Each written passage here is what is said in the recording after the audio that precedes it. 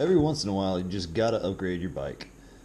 What's going on, guys? It's Trail Time with Tim, and I'm here to give you my review of the 2017 Diamondback Mason. I had the chance to pick one of these up back in October of 16. I was on a budget, and I had done a ton of research on MBTR and Pink Bike to see what I wanted my first serious bike to be.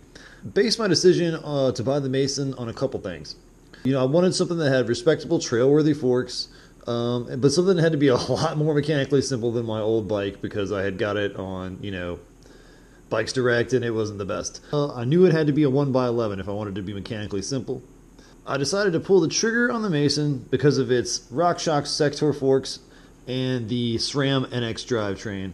The slack head tube and the color scheme looked very serious to me. It was a much bigger upgrade from my first bike. At this point, I had never heard of boost spacing or plus bikes.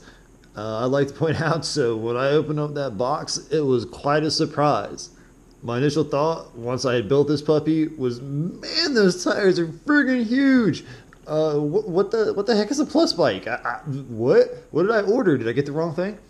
After I did some quick research on the Googles and asked the hive mind a few questions and figured out what I actually had, I was extremely pleased with my lucky mistake. The Schwalbe knobby nicks make this bike. Geometrically speaking, I don't think the frame itself is too far off from a sinker. But with the extra grip and plushness that those 2.8 width tires provide, this puppy rides more like a full suspension. The boost spacing hubs do make for a much sturdier feeling ride, but of course on the bike I was in, it's anything would be more sturdy. But since I ride it large, I was very pleased with the fact that, this thing felt very, very solid.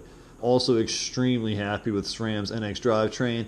The shifter is a little bit plasticky feeling. That comes at the more affordable price range. A lot of people like to upgrade their shifter to the GX 1x11. But now that the GX Eagle is out, I think that would kind of be silly.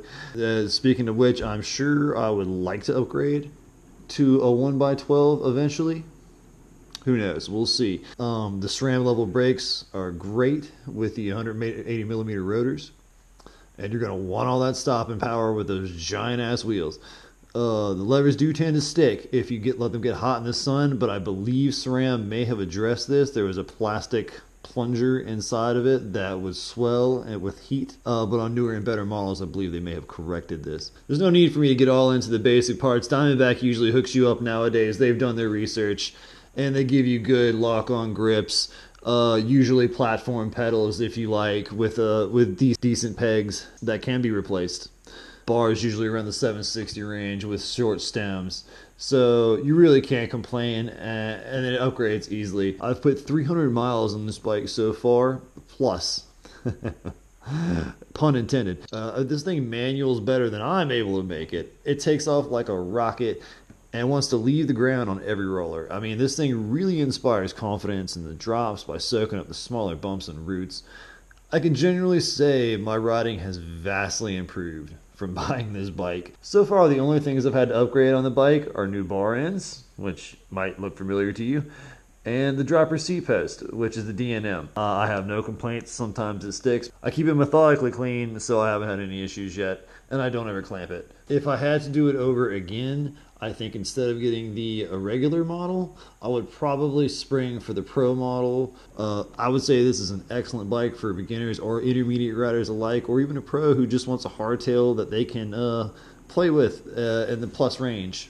If plus full suspension is something you might be interested in, you're going to want to stay tuned for my next review of a 2016 Catch 1. As for my old bike, I think I can think of a few ways to repurpose it. Perchance, maybe.